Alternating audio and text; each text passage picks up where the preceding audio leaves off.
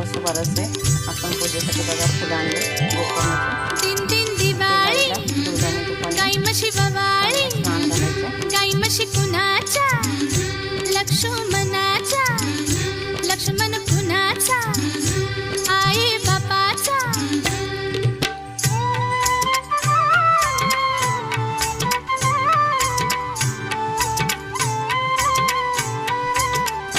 दिवाळीच्या दिवशी ग